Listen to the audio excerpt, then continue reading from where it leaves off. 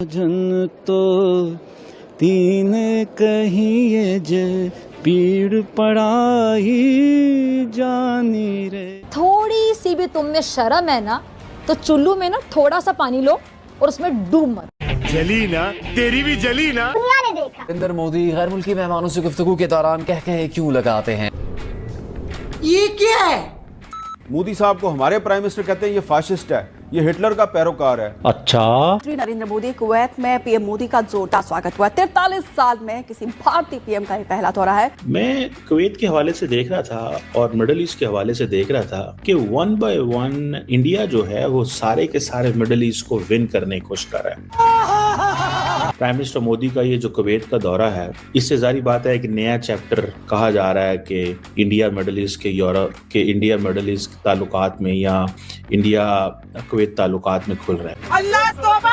भारतीय वजीर आजम नरेंद्र मोदी के सम्मान में उन्हें गार्ड ऑफ ऑनर दिया गया। वाह भाई वाह। प्रधानमंत्री नरेंद्र मोदी का नाम सुनकर एक ताकतवर इस्लामिक देश के मुस्लिम शख्स ने हिंदू भजन गाना शुरू कर दिया। लेकिन तुम्हें शर्म से क्या लेना देना भाई? तुम्हारा शर्म से क्या काम? तीन कहिए जे पीड़ पड़ाई जानी रे। वाह भाई वाह। बड़ दुके उपकार करे तो ये मन अभिमान ना आनी रे। तुमने तो ठेका है वो ले रखा है, इसलिए मोदी के इस चमचे को अरे अब चुप हो जा। समझ नहीं कि ऐसे बेगैरत लोग हैं ना, ये भारतीय ऐसी बेगैरत कौम है, ऐसे बेगैरत लोग हैं। Shut up your mouse. PM Modi के लिए गाया गया ये भजन पूरी दुनिया में अब वायरल हो रहा है। और नहीं तो क्या। बेचारे मुझे बड़ा तरस आता है, ये जो भारतीय लोग हैं, वहाँ के शहरी हैं, उनका क्या कसूर है? उनकी जो जनता है, बड़े मासूम लोग भी वहाँ पर मौजूद हैं। ये मुस्लिम शख्स कौन है और इन्होंने हिंदू भजन क्यों गाया वो आपको बताएंगे। मतलब ये जो कुछ लोग हैं, इन्होंने उन बेचारों की जो, मैं क्या बोलूं, मुझे वाकई उनसे हमदर्दी है। चढ़ा समझाओ इसे, समझाओ। इंडिया के प्राइम मिनिस्टर का कुवैत का विजिट है, वहाँ पे खबरों के मुताबिक बड़ी डिफेंस डील होने जा रही है। जिस शख्स जो प्राइम मिनिस्टर इस वक्त इंडिया का है, वो 2000 मुसलमानों को जिंदा ज़िबा करने का इल्जाम इसके ऊपर, जिंदा जलाने का इल्जाम इसके ऊपर है। चल झूठा।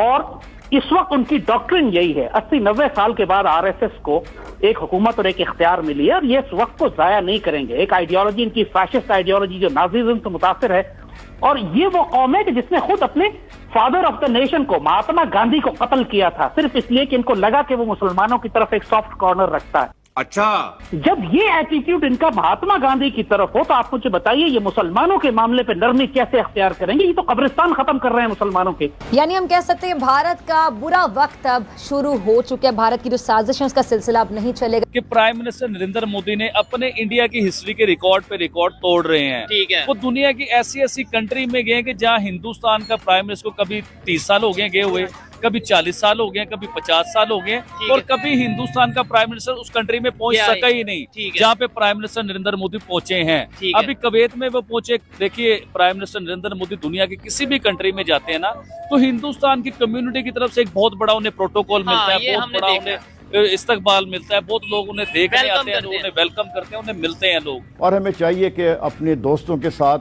बैठ के face to face, heart to heart बात करें कि आप किस हद तक हमें सपोर्ट कर सकते हैं, किस हद तक नहीं कर सकते, और उसके पेश नज़र फिर हमें अपनी पॉलिसी मुरतब करनी चाहिए। ठीक है, तो अब मोदी जो है वो कहता है जी कि ये मुसलमान और सिख और बुद्धिस्ट और क्रिश्चियन सारे, इनको मैं हिंदू बनाऊंगा।